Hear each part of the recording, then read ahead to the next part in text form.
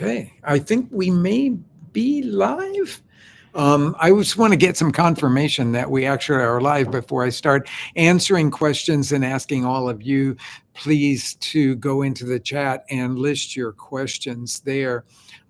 But first of all, thank you all so much for being here. Today we are above our restaurant in our test kitchen. Well, obviously, it's our library as well as our test kitchen. So, welcome to everybody in this part of our restaurant. Oftentimes, I'll do these question and answer sessions from my house. Which is a little more comfortable for me. But I will say that when you have questions, please put them in the chat. I will try to get to as many of them as I possibly can during this time, and we'll do it in really rapid fire succession. Jacob, our media director, is monitoring the chat, and then he is actually texting me. So I have my phone here. He is texting me the questions that I will then be answering to you. So when I look down at my phone, it's because he has texted me more questions. So I think we'll just dive right in. I know a number of you guys sent in questions ahead of time. So we have culled a few of those. And I'm going to start with the Volmer asks on Instagram, what's your favorite green chili recipe? Okay, so there's that stuff called green chili in New Mexico, and I love that a lot. And it is made with the large sort of Anaheim style, New Mexico style green chilies. And man, I love that stuff. We have it right now on our menu, interestingly enough, in Choco, because the chef in Choco, Chef Danny, is from New Mexico, and he wanted to put it on in the winter because it's so it's so warming. And that one, there's the people that put tomatoes in it and the people that don't put tomatoes in it. I kind of vacillate back and forth between that, but it's a pork stew with potatoes, and I will say that I think it is the perfect embodiment of the flavor of green chilies. Of course, in Mexico, when you say green chilies, I typically will think about a tomatillo-based sauce that has serrano chilies or jalapeno chilies, or in some places, a lot of roasted poblano in it, which is my absolute favorite way to do that. But it's, I would say, if you'd ask me green chili dish, I will probably go to New Mexico green chili. Okay, Taco Queen asks on Instagram, when you go to Oaxaca, which chiles secos do you bring back to the States? That's a really interesting question, because the most famous one obviously is the one that they call chile mije or chile pasilla oaxaqueño. It's not related to the black long pasilla that they in Oaxaca would call the pasilla mexicano, and it's smoky, and it's the one that they call chile navideño up in Puebla. And that's the one I always bring back, because the quality of the ones that they have in Oaxaca is just so incredibly good. So I always do that. Now there's all those ones that, so you've got the chilhuacle negro, chilhuacle rojo, chilhuacle amarillo, those three, and you can't really find them easily outside of Oaxaca. Even in Mexico City, they can be really hard to find. So you might want to do that, because the chilhuacle negro is sort of the backbone of the mole negro that they do in Oaxaca. And then, of course, you've got all of the different kinds of costeños that they have there. I once cataloged 35, 36 different dried chiles in one stall in Oaxaca out at the Central de Abastos. So it just goes on and on. I'm just going to say, bring back the chile mija or chile pasilla oaxaqueño. That's the same chile. That's the one that you can do so much with. And if you are an advocate of mole making, then I will say bring back the chilhuacle negro. Those two things will be really good to put in your suitcase. Hollywood Ricky asks on Instagram, next goal? Okay, so we are working really, really hard on a big book that is all about Mexican street food. So that's why on YouTube you see me do a whole lot of the next page in our taco manual, because the taco manual is the center part of this Mexican street food book. But that book will be beyond just traditional Mexican street food. And I will say this book is all about traditional, or what I would call heritage Mexican street food.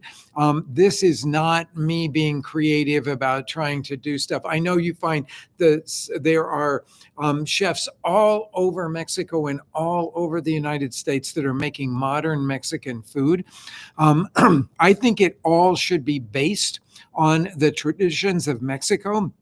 And so I am putting that all together in a book. I think it's a really important thing to master the traditions before you become creative, because it all cuisine should be an evolution. It shouldn't be we're starting all over and I'm going to show you what's going to be the really great new Mexican food.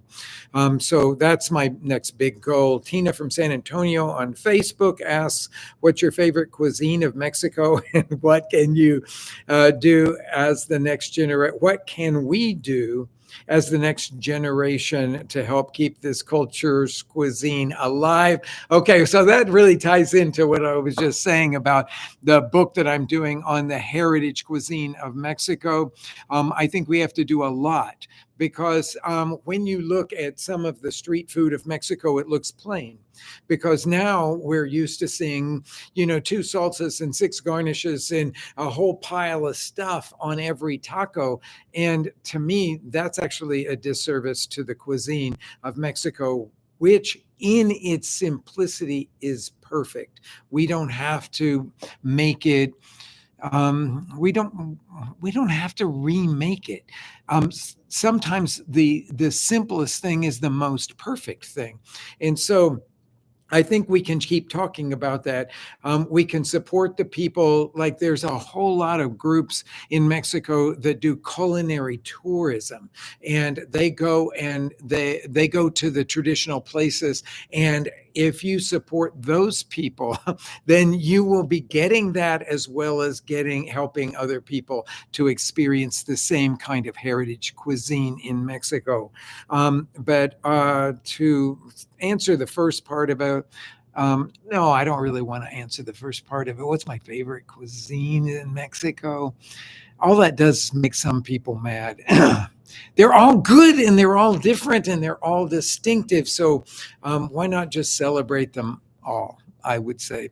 Let's just celebrate them all. Okay. The last one of my pre-chosen questions here is Tom. So I think pardon me if I'm mispronouncing this. Saristo on Facebook asking, I often see people putting whole peppercorns in a braise or poaching liquid. I understand that you need to crush or grind them to extract flavor. Are whole peppercorns adding to anything to the party? They're not adding anything. If you boil water with whole peppercorns, it will taste like water. Okay, you have to crack them. So I always keep a small mortar by the stove. I have a big one to make salsa in all the time, but I have a smaller one. It's molcajete from Mexico, same basalt and all that. But I have it there so that I can pour peppercorns in there, or I can whole allspice berries like I did this morning and crush those, because once you crush them, they don't have to be finely ground, but just crushed, they will let out all of their wonderful flavor and, of course, their aroma. Patricia Stark asks, I have trouble with the art of blending. What's the best technique for a proper texture from beginning to end? Okay, blending in a blender, I'm taking, is what you're asking about here. And so what you'll notice all of the chefs doing in our kitchens, because so much stuff in the traditional Mexican kitchen passes through a blender, or in the really traditional kitchen would be ground on a metate or in a molcajete. But we use a lot of the high-powered blenders like the Vitamix.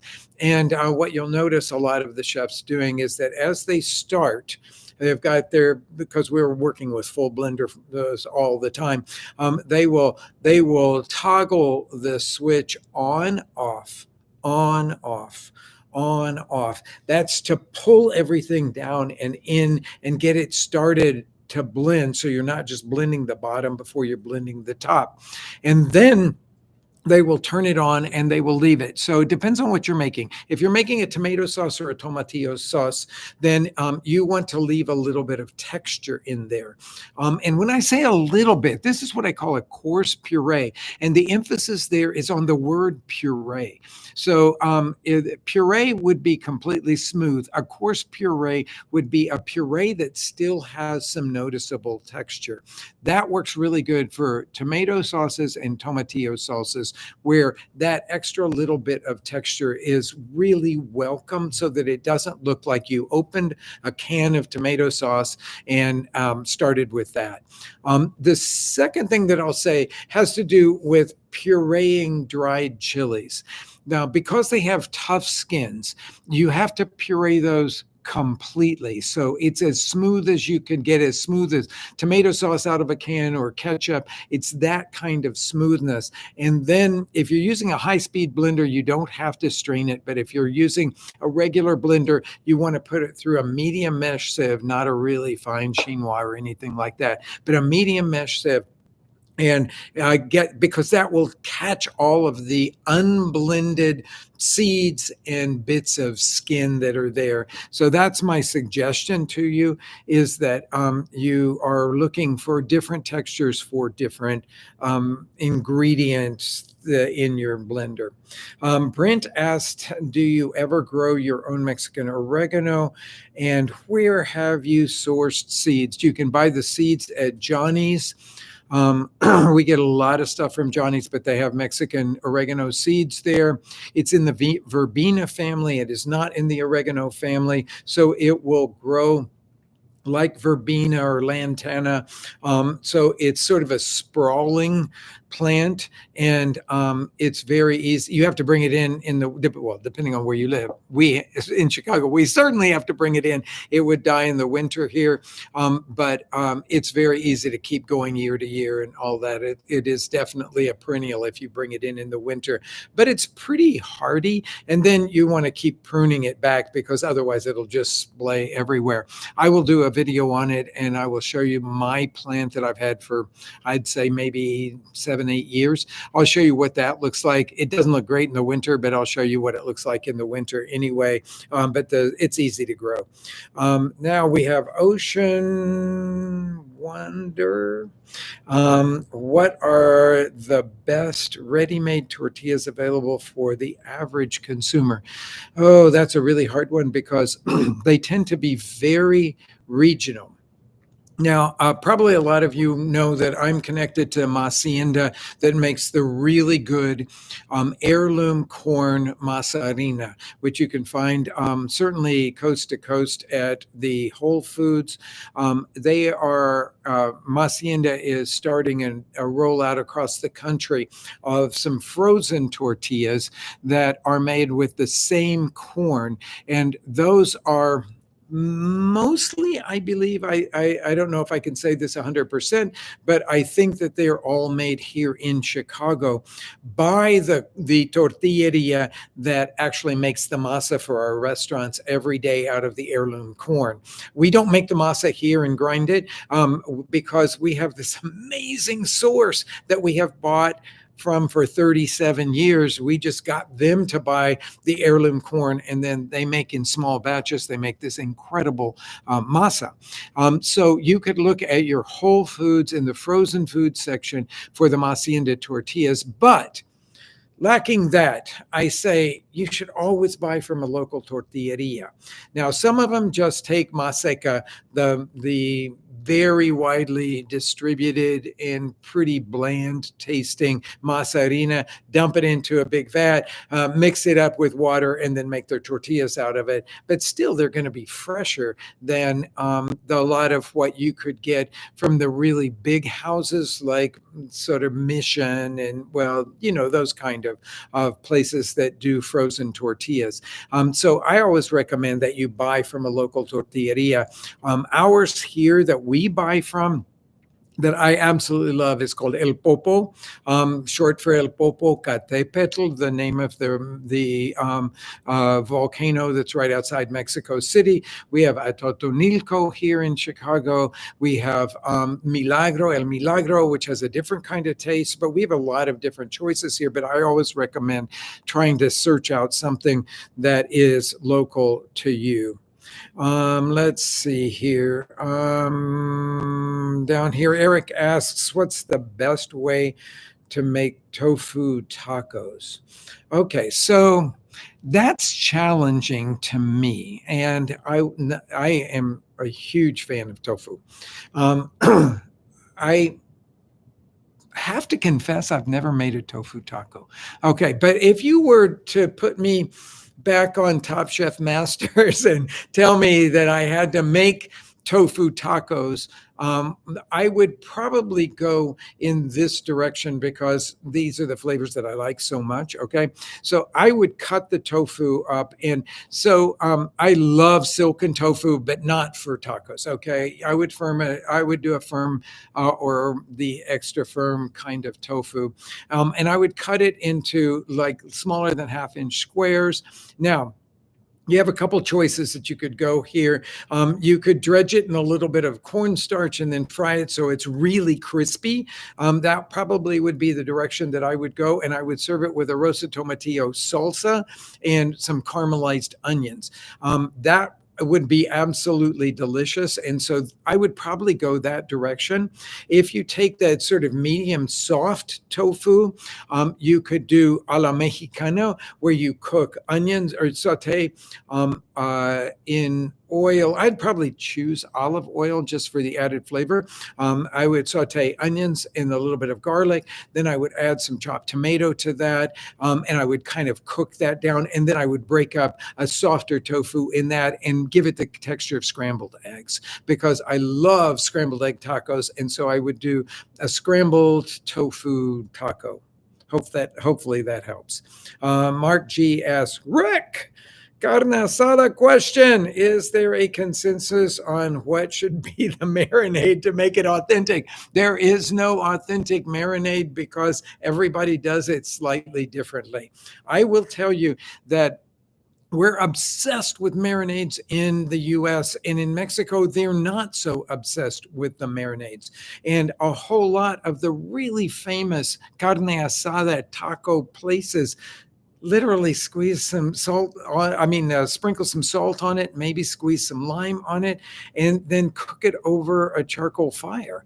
And then it's all about the flavor of the charcoal in the meat. And so I've published a bunch of, I will typically put in a very simple marinade, but is one that I think is respectful to the traditions of Mexico. So what I would do is garlic in oil with lime juice, Mexican oregano, and I like black pepper in there, though it's not that common in the street vendors or the carne asada taquerias.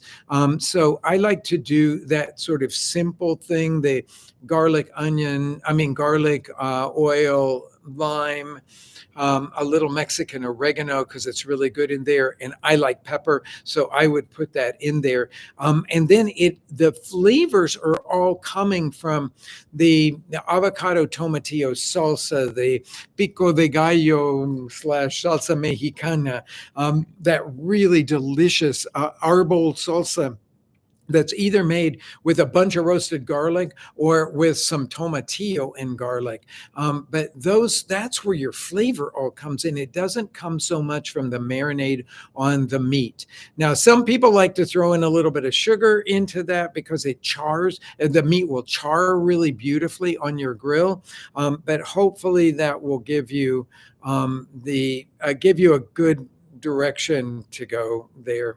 But I tend to stay with the simpler marinades. Kyle says, my 10-year-old daughter Avery loves watching your videos. Thank you very, very much. She owns one of your cookbooks. She wants to know, what is your favorite recipe that she could make? She made guacamole for dinner tonight. Well, that's a really good place to start. The second thing that I would do, and I think at 10 you're ready for this, is to make enchiladas with the roasted tomatillo sauce. And you can fill them with everything from shredded chicken, like buy a rotisserie chicken and shred that, to cheese, queso fresco. You could do some roasted vegetables if that appeals to you. On our brunch menu here, we do it with scrambled eggs inside of it, and I really love that. So you make your these enchiladas verdes with the roasted tomatillo sauce. And then you can either just put them really quickly into a hot oven and then they're ready to go, or you could melt some cheese on top of it, making them sort of enchilada suiza style. But I would say that dish will make you friends no matter what. So it's a really good thing to learn as a young person, because then you have the opportunity to always be the person that everyone turns to and likes to come to your house, and you can make really delicious food. But keep making the guacamole too, because I think that guacamole is a really great place to start, and there's so many different little variations you can make on it to make it your own. SK asks, hi, Chef Bayless, I have a question for you. If you could only choose one salsa for your table, what would it be? Thank you for your years of teaching. You're very welcome. I love teaching. Okay, so in my house, it would be a roasted tomatillo salsa verde. I like the acidity of it. I like the freshness of it, the herbal part of it, with cilantro in there, though you can add many other herbs, and in different parts of Mexico they do. And then I like the spiciness. You can control it however you want. If you do it with roasted garlic and roasted serranos, as well as the roasted tomatillos, many of the recipes that I've written for that have you just put everything under the broiler and roast them that way. It's very efficient and easy, but it's also super, super delicious. And so you get the roastiness of the garlic and the serranos and the tomatillos all blended together, and then fresh cilantro added to it. I think it's absolutely spectacular. Now, that won't satisfy everybody at the table. Some people are going to want something that's more like the chopped tomato salsa, the one that in Mexico they tend to call it salsa mexicana, though that's actually changing now too. And they're taking on the American Southwest name for it, or Northern Mexican name for it, which is pico de gallo. And so some people like that because it's more relishy. And I could see an argument for that being the only salsa that you have on the table. But there are so many people that would love that arbol salsa. And I will tell you that that one, the version of it that I like the best is roasting some tomatillos in garlic, just like what I said, but no serranos. And then in a skillet, toasting some arbol chilies, throw the whole thing into the blender and blend that, give it some salt, and it's spicy and it's delicious, and it's got the acidity of the tomatillos and the richness and sweetness of the garlic. I think it's just absolutely delicious. So I would say that there are people who would want that as their only salsa. Angela says, thank you so much for taking time to do this today. It is my pleasure. I am sorry I haven't done one of these for a little while now, but we will try to plan them quarterly so that you guys can ask questions, because as I said, I love teaching and I love answering your questions and knowing what it is that's concerning you. What dish is your favorite from Frontera Grill and what makes it special? Okay, well, do not ever ask me that question because I'll go on for the next half hour, 45 minutes, why every single dish on that menu is my favorite. But I am just going to tell you what's the first thing that came to my mind right now. Um, so, a lot of people don't know, partly because it hasn't been acknowledged in Mexico, that there is a lot of the African diaspora that has settled in Mexico starting as early as the like even 1600s, but really first communities started back in the 1700s. And some of them were escaped slaves from the US that settled in Mexico, especially on the Gulf Coast in the state of Veracruz. And then some of the slave ships also came to the southern coast, the Pacific coast of Mexico, and those people settled down on the Oaxaca coast, what's called the Costa Chica. And so they go by different names, the Afro-Mestizos or the Afro-Mexicanos. But those communities have really developed their own things. In fact, if you're interested in really exploring the African diaspora in Mexico, there is a group now that's on the Costa Chica of Oaxaca that are offering culinary trips down there so that you can go and you can learn from these communities. And for a while, one of our sous chefs here was from that community down there on the Oaxaca coast. And so he taught us a whole lot of what his grandmother did. And so once a year in Frontera, starting in the month of February, we do an Afro-Mestizo menu. And right now, there is just this amazing dish, which is shrimp with like a salsa macha that has plantains in it, because a lot of plantains are used in those communities. And so I will say that it's grilled shrimp with this salsa macha that has nuts in it, and it has really sweet plantains, and it's served with rice, and it's like the greatest comfort food for me. And I always look forward to having that particular dish. Reginald Phillips asks, what staples do you absolutely have to keep in the house? Okay, a can of Chipotles, because there's so much you can do with it. So I would never be without one in my cupboard. I always keep what we call adobo verde, which is a blend of roasted serrano and roasted garlic blended with oil and cilantro and parsley. And that stuff I keep in my refrigerator all the time, so I consider that a staple. I also keep mojo de ajo, that slow-cooked garlic with olive oil, and we put some chipotle in it here, and just a touch of acid. And I always keep that in my refrigerator too, because there's so many things that I can do with it. And I also always keep an adobo in there. So a red chili adobo that's made with roasted garlic and spices and blended with with vinegar. So there's your marinade, and it can spice up all kinds of things. So I would say that's always in my house. Those preparations are in my refrigerator, and the canned chipotles on my shelf. Then I also keep dried ancho and guajillo all the time in my pantry, and I also keep a powder of guajillo and ancho, both of those things, though they get stale pretty fast, so I don't keep very much of them at any time. And then I keep chipotle flakes so that I can sprinkle those over different dishes or use them to spice up stews or soups or things like that. I think I'm going to stop right there because that really helps, I think, to understand what I need in my own kitchen to keep things going. Natalie asks, I have an interview for Impact Culinary Program this month. Any tips for starting out in the culinary world? Good for you. So Impact Culinary Training is a project that we started on the west side of Chicago at the Hatchery, which is the largest culinary incubator in the world. It's 57 kitchens plus a big communal area. And we commandeered two of those to start a training program over there. So it's like boot camp. It is 8 weeks of intensive learning in the classroom under Chef Matt Miller and two other people that support that program.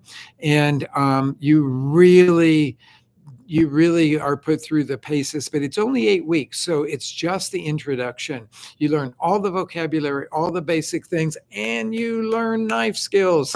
And the knife skills are the most important part of that whole thing, because without those knife skills, you can't survive in a commercial kitchen. Now, the difference between this program and many other programs is the fact that the best chefs of Chicago will make cameos there. They will teach a short class to you. They will tell you their story. And then you get a chance to go to those restaurants, do stages, and then choose one restaurant for a 4-week mentorship with one of the best chefs in Chicago. And I will say that that's what really sets it apart. This is a chef-led program where you are expected to, at the end of 12 weeks, be able to hold your own in the best restaurants of Chicago. So good luck. I hope that you really enjoy the culinary program. And I know that Chef Matt will reach out to you and get together with you to do an interview. Next one is JB asks, do dried chilies really have an expiration? They start to lose flavor. And they will become brittle. When they become brittle, and this is a good thing to know when you're buying chilies, if they're brittle, they're not going to have a ton of flavor. They don't have an expiration, meaning they won't hurt you. They just won't be very good, and they'll be hard to work with because they'll become brittle. So here's what I always recommend to everybody. I'm a huge believer in having a vacuum sealer in your house, okay? So there are many different kinds of those that you can purchase. And they start at about, I'm going to say $100. And within the next 3 months, you will save more than $100 worth of stuff that you are throwing out, okay? Because I just vacuum seal everything. But with dried chilies, you really want to vacuum seal them so that they will stay pliable and fresh. If you don't have the money to invest in a vacuum sealer, and like I say, it will pay for itself really fast, then you get the very heavy duty Ziploc type bags, and you will put your dried chilies in there and press all the air out and zip them up, and that will be the second best option for that. No expiration date, but they just will start to taste less rich and delicious after, I'm going to say, 3 to 6 months, depending on how fresh they are. But I keep stuff for a year or two, but I vacuum sealed them. Oscar Cano says, how stressful was the Top Chef final? Oh, okay.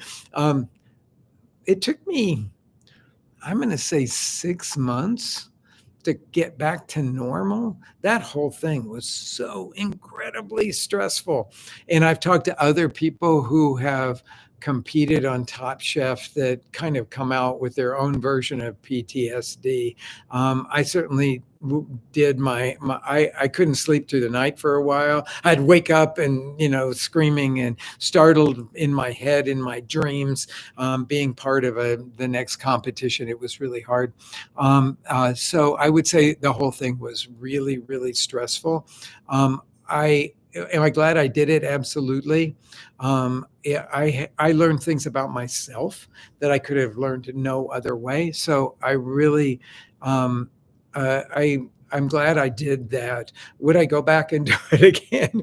Not at my age, but I will say that it would be hard for me to. I don't really want to go back and do any of that kind of competition. I did a number of other little single competitions and stuff, and I'm now, I'd say my competition days are behind me. I'll put it that way, but I'm glad I did it.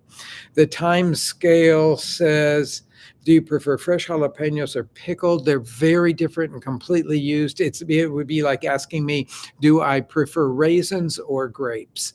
Yeah, they come from the same exact product, but you think of them different, you use them different, they have different flavors. Pickled jalapenos are a pickle, and you use them in places that you would like to have pickles.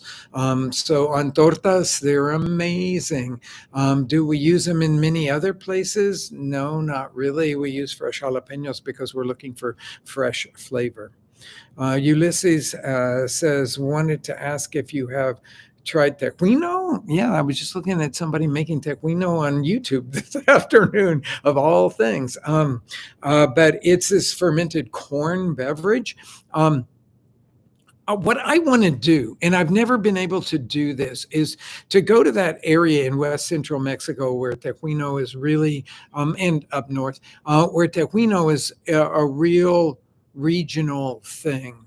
And I just want to go on a tequino crawl. I want to taste everybody's different tequinos, and see how that, because oftentimes it will be garnished in a savory way. Sometimes people will take it sweet, but a lot of times it's taken in a savory way.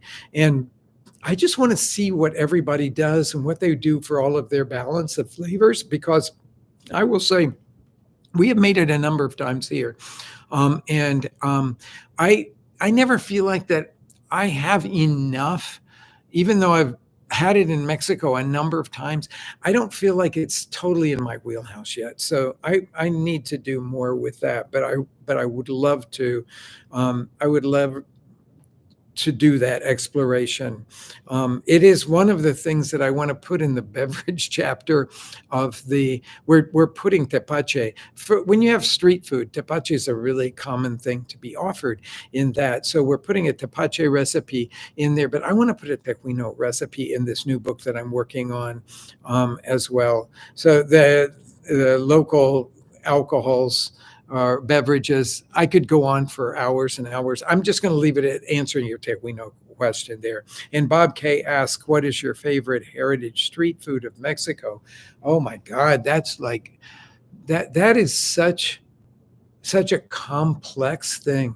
When you ask people about their favorite taco, it's like asking people about their favorite pizza. And a friend of mine who's an expert and has written books on pizza says that it always comes down to what you grew up with, right? Okay, so that flavor of something that's really familiar, and something that you had developed a taste for when you were little, just by repetition, I think is really an important part of the answer for that. Okay, so I'm just going to take you to one of my earliest days in Mexico, exploring that central highlands area. And I started going to Mexico when I was 14 and doing these explorations. And I had a chance to go back pretty much every year through high school, majored in Spanish language and literature and Latin American studies. In college, got to live for a while in Mexico City, explored around there. And then I got the opportunity when I was 14 to go for the first time to that big Friday market in Toluca. Toluca is just outside of Mexico City, hour and a half or so. And it's the highest big city in all of Mexico. It's at about 9,000 some feet, surrounded by the Nevado de Toluca, which is these snow-covered peaks that are snow-covered all year round. And that market is quite indigenous. It was more indigenous when I started going to Mexico when I was 14.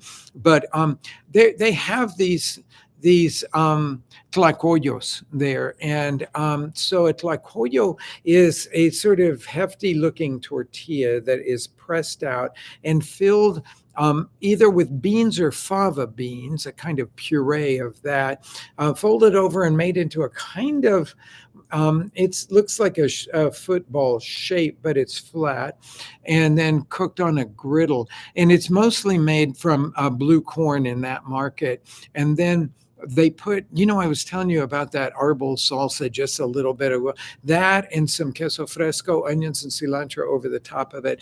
And I will say that that flavor haunts me. And for those of you that go to Mexico City regularly, on Sunday morning, if you've never been to the antiques market at Lagunilla, just adjacent to Tepito, that I highly recommend it. But there is one stall there at the Lagunilla market that makes them just like my memory of my first tlacoyo in Toluca. And I will say that I always go to that stall and order a tlacoyo and then go into my own little reverie about how special that moment was for me. So all that goes back to memories and memories that you create having these flavors. So that would be the one that comes to my mind right now. Okay, Load 714 asks, can you freeze tamales before cooking them? Like if you're going to make a big batch and you want to have it for a party a week later, not a wise thing to do, because the batter should be soft enough that they could get really misshapen if you do that. It's really better to go ahead and steam them and then either vacuum seal them with not much vacuum or put them into those bags and press out all the air and then lay them flat and put them in a freezer. That way they really they will reheat beautifully in a steamer. So my suggestion is go ahead and do the full cooking, freeze them, and then reheat them. I've done that for a long time, and it's always been really successful for me. Michael Rojas asks, what are your favorite vegetable-forward dishes? Well, I eat a lot of vegetable dishes, and I will say part of that Afro-Mestizo menu that I was talking about a little bit earlier that celebrates the African diaspora in Mexico. They use a lot of yuca in those communities. And so we have this big yuca tamal that has braised greens on the inside of it and some black beans. And I will tell you, that's one of the best things that I've ever eaten in my entire life. So I will sort of underscore vegetable tamales. I mean, they take some time to make and all that sort of stuff. So it's not like a quick dinner. But then I will go back and talk about enchiladas with a vegetable filling, and those are really pretty straightforward and easy to do. And we do a lot with wild greens here. So we have a lot of farmers that quelites de ceniza grow wild all over Chicagoland area, and they're considered it's a goosefoot like leaf that is often called, its name in English is escaping me now. I don't know, maybe somebody. Lamb's quarters, that's what they're called, lamb's quarters. Anyway, those make really good filling, or any of the amaranth greens make really good filling, or go to the sturdy American southern greens like collard greens and things like that and cook them until they're tender, and then use those as fillings for the enchiladas. I tend to go that direction a lot because I find it really satisfying to eat.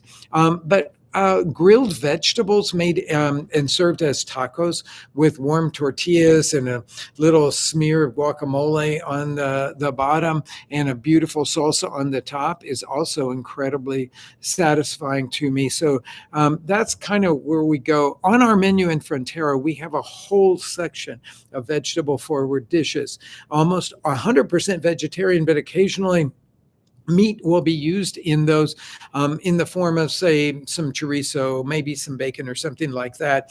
But it's used as a flavoring, not as a main sort of meat kind of thing. JXN asks, what are some good things to do with achiote other than a marinade?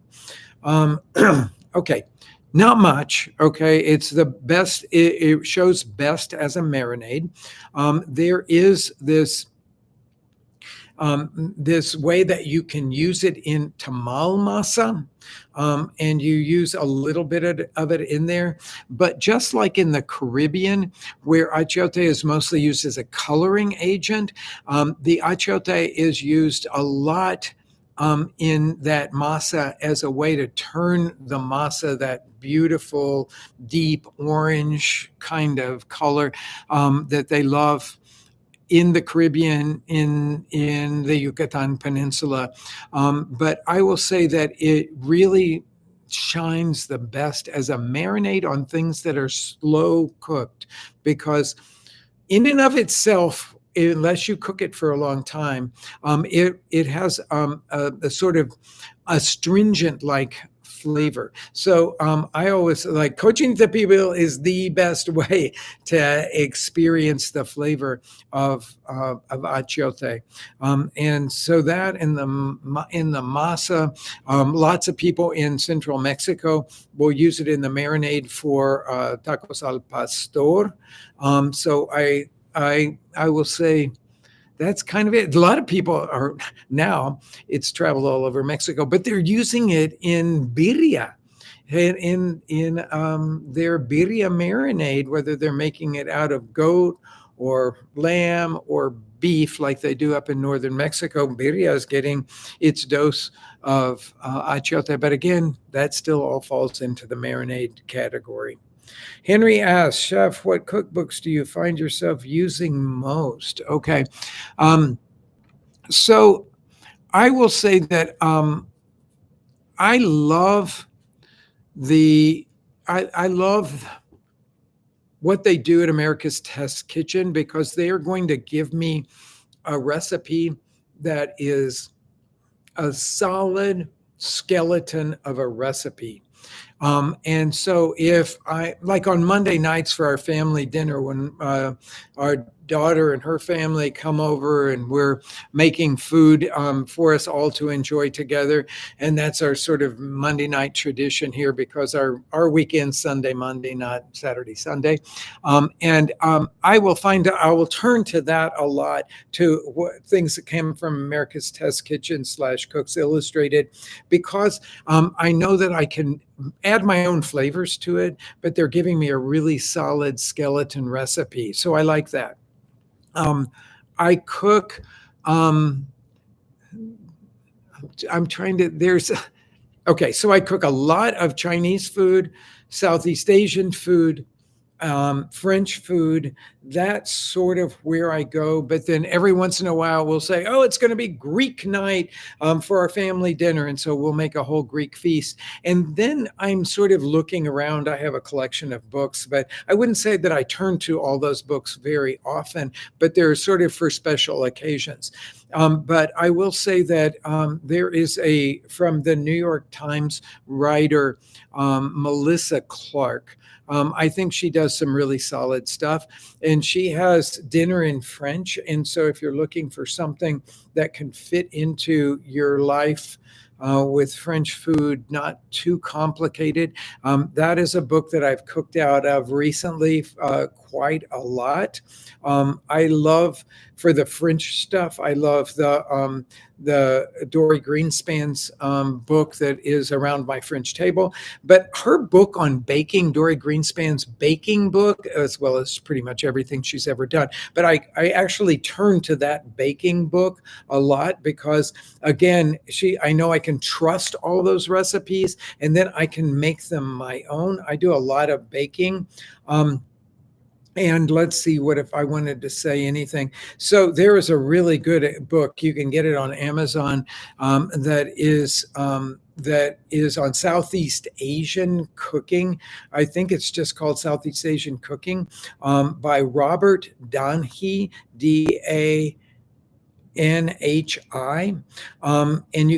a self-published book, but it is super solid recipes. And through the last few years, I've gotten to know him pretty well. And I know that those recipes are incredibly well tested. He has spent years in Southeast Asia and really learned to cook, but he also has taught at the Culinary Institute of America. And so he knows how to think about food. So I would say that is a book that I turn to an awful lot.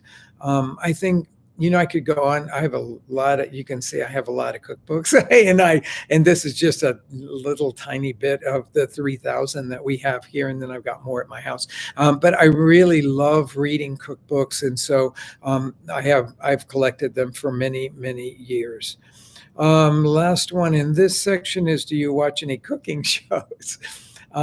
Okay, so I would say probably the answer to that is I don't watch any of them religiously, and I watch no cooking competition shows unless somebody tells me to go and tune into something. And the reason the cooking competition shows I don't watch is because they make me nervous. And so I don't really get back into that mental space myself. I will say Patty Henich is doing an astonishingly good job these days of taking where we did 12 seasons of Mexico, one plate at a time. And Patty Henich is taking you to Mexico through a different lens. And I'm super happy to see that. I like her work very much. And I think she's the real deal.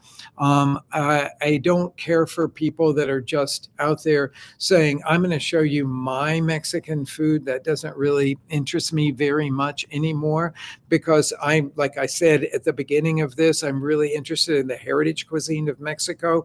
And Patty is taking you into Mexico and showing you the heritage stuff. She does spin-offs on that stuff herself and say, this is what my family likes. And I think that's really valuable. I do it myself. So I would say that I really like her work.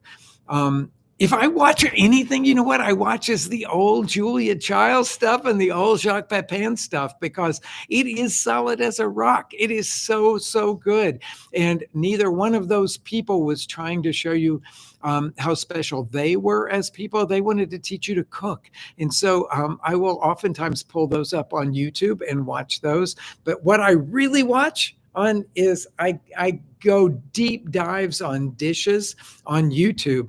And so I want to know, how is somebody in Huahuapan de Leon in the Mixtec region of Oaxaca making what they call their barbacoa there over the masita. And I want to see how they put that together. Those are my cooking shows now. And it may take 45 minutes or an hour to see how somebody's putting it together. But I love that, because it's really putting me in with people that are handling tradition and keeping it going and all of that sort of stuff. So I do a lot of deep dives on YouTube, and I love that kind of stuff. Let's see. Sunflower says, I'm a beginner cook. Where should I begin with Mexican cooking? I would highly recommend my book, Mexico One Plate at a Time, because it teaches you all of the classics of the Mexican kitchen, and you can learn a lot there. There is a lot of teaching going on in that book. Behind every recipe is notes from our test kitchen, talking about the techniques of that cooking and so forth. So I would highly recommend that. There's a lot of books out there, but again, I will say a lot of them are really showing you somebody's personal approach to things. And so I would highly recommend my book, Mexico One Plate at a Time, for that. Jacques says, hello, I'm making your salmon with peanut salsa on Friday. It's a standard that we come back to every year here. I love that dish a lot. What would you pair with it? I like it with rice. If you like classic Mexican Mexican white rice, not the tomato red rice. I think that the white rice is what you're looking for, with the sauteed onions in it and a good rich chicken broth in there. Rice is really good. Avocado is fine to put on it, as you suggest here. But it's slightly superfluous, and a big handful of cilantro leaves, and you're set. Mark asks, what Mexican culinary experience was your watershed moment in your serious study of Mexican? It was not my serious study of Mexican food. My watershed moment was when I was in high school and I was with a group, and we traveled up to the state of Hidalgo, to the town of Ixmiquilpan, and we went to where people were doing linguistic work with the Otomies, the indigenous group that settled in that area there. And as we were finishing our time, we stopped to have a lunch after we had visited this linguistic center, and it was the first time I'd ever tasted mole. And it was in a little tiny family restaurant that had gone in where there used to be a gasoline station. So it looked on the outside like a closed down gasoline station. You went in, had the ladder back chairs and the two tablecloths on the tables like you find everywhere in Mexico. And this woman cooked only over charcoal. She had a huge bed of charcoal, and she nestled her clay pots down in that. And she had her mole cooking there. And she served us mole with chicken. And I could never say that it was the most delicious thing that I'd ever tasted in my life. I could only say that I was a changed person after having tasted it, because it exploded on my palate. Now, I grew up in barbecue, and barbecue's complex. It's got lots of things going on, but I'd never tasted the complexity. And I was probably 17 years old, and I had never tasted the complexity of a mole like that. And I'd never tasted mole before, and it changed me for good, because I realized that, first of all, I knew nothing, that I couldn't even imagine how you could make a dish like that would have that kind of flavor. Couldn't imagine how all those flavors could come together to become one flavor. It was like alchemical, where it launched into this new thing, and that this woman, who was the humblest of the humble, who had no kitchen equipment other than a metate, to grinding stone, clay pots, and a bed of coals, could make something so brilliant and so beautiful. And that's why I've always focused on the heritage cuisine of Mexico, because it doesn't need to be fixed. It doesn't need it. It will, like all cuisines, constantly evolve, but there's nothing wrong with it. It will just naturally evolve. Or as one of my chef friends says, there will be a continuation of the mestizaje, the blending together of people, cultures, and everything, but it happens slowly, and it happens over a long period of time. Remember that half of the ingredients in that pot of mole were brought by the Spaniards, and and yet they come together with all the indigenous ingredients to create a unique flavor. That's true mestizaje, and I really love that. Any desire to write an autobiography is the next question here. I started work on one very intensely the year before COVID, and I got about 2/3, 3/4 of the way through it, and COVID hit, and I couldn't work on it anymore. But I've recently pulled it out again, and I'm starting to think about doing it. It's a complex story, and it's one that I would really like to tell. So thank you for asking, but I'm not I'm working on this other book on heritage Mexican street food that I got to get finished first. The last question, I think, because we are coming down to the end of all of this, comes from Armando, who asked, "What is your opinion on Mexican wines and what are your favorites?" Oh, I could talk for hours on that. I'm just getting to know the newer wineries in the area around, in the Bajío area. So the Guanajuato wineries, some of them that go all the way up to Aguascalientes and around in there, they're a little more spread out than the ones you find in northern Baja. Mostly you go to the Valle de Guadalupe in northern Baja, just 2 hours south of San Diego. And you will find over 200 wineries in that valley and adjacent valleys. And those are the ones that I know. I've been going there for 20 some years, and those are the ones that I know the best. We work with a number of those wineries to make special wines for our restaurant. So we work with Paoloni and we work with Adobe Guadalupe, and they make amazing wines. The really super solid but more affordable, because some of them are fairly expensive ones, will come from Magoni. So look for those. Lomita makes really good wineries, and the restaurant that they have on that property just got a Michelin star. The young chef there, Shayla, she's amazing, and so I highly recommend going there and tasting Shayla's cuisine and then having it paired with the Lomita wines. Their sister property is Carrodilla, La Carrodilla, or Finca Carrodilla, and they make really exceptionally good wines. But there are so many. I'm missing the La Casa de Piedra that makes really good sparkling wine, as well as many of the other ones. Parallelo. Oh, Bruma. My wife is sitting off to the side. You can't see her here. And she goes, Bruma. And yes, the Bruma, the winemaker, is Lulu Martinez, who I think is without a doubt, I have to say, one of the best. I was going to say the best, but one of the best winemakers in that whole area. The Bruma wines are just incredible. And the restaurant at Bruma is incredible too, also with a Michelin star. That's Fauna. But also just sitting in their wine garden outside is just a remarkable thing, and drink those incredible Bruma wines. I mean, there's so much good wine there.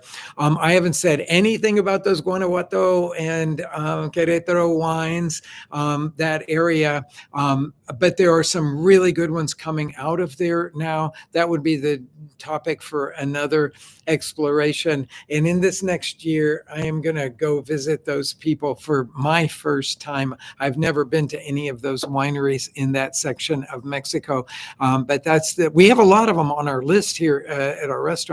But I am going to go there this year and explore what they're doing there. But I can highly recommend going to the Valle de Guadalupe and exploring the amazing cuisine that's there. Chef Javier Plasencia's places are great there, Animalon. There's just great places to go. So I've got one more question here that Jacob is telling me.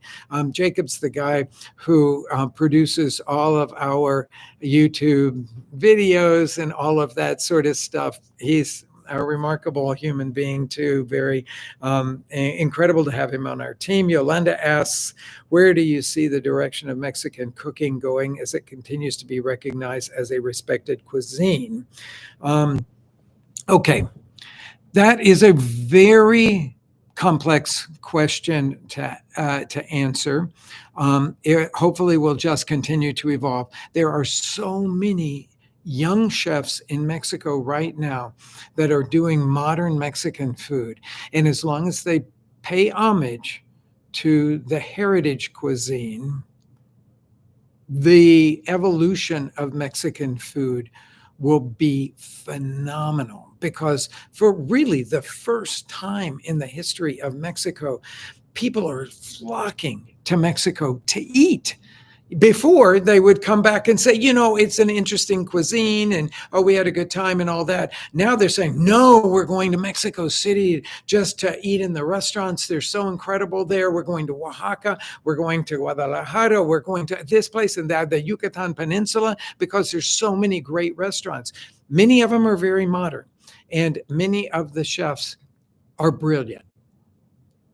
I will say, as long as there is great reverence for the heritage cuisine of Mexico, and they see their cuisine as growing out of that, not just taking Mexican ingredients and cooking international dishes. There are some that are just doing that. But as long as these chefs are respecting the heritage cuisine of Mexico and taking it to a new and personal place, I would say the sky's the limit, because right now there are so many talented places in Mexico that you can eat this modern food, and it's fabulous and brilliant. I will say that those of you that follow Eater, okay, I love looking through Eater and seeing all the things that they're doing in places all over the world. And so if you subscribe to Eater Mexico, you will see that they have a list, like they have for many big cities, that is the Eater 38. And they say the most important places to eat. And if they're doing their work right, and they are there, they will do everything from the from street stalls to the most expensive high-end restaurants. And I think that list is a good list. But when you really look at it, about half of them aren't Mexican, because just like in any big city, you find great Italian food. You can find great French food, and those are important restaurants, and they're on there.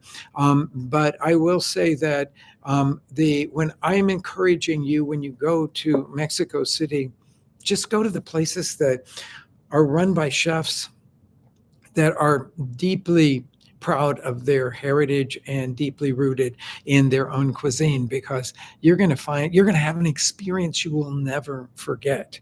So I encourage all of you to do that. Go visit Mexico, come back changed people like I did. I encourage all of you to follow us on Instagram. We do lots and lots of stuff on Instagram, short form versions of things, so that you can keep up with a lot of what we're doing, both in teaching as well as things that we're doing in our restaurants. So thank you all so much for joining me tonight. We'll let you know in a few months when we're going to plan another one of these. This is super fun for me to do. So thank you all so much for being here and for the great, great questions.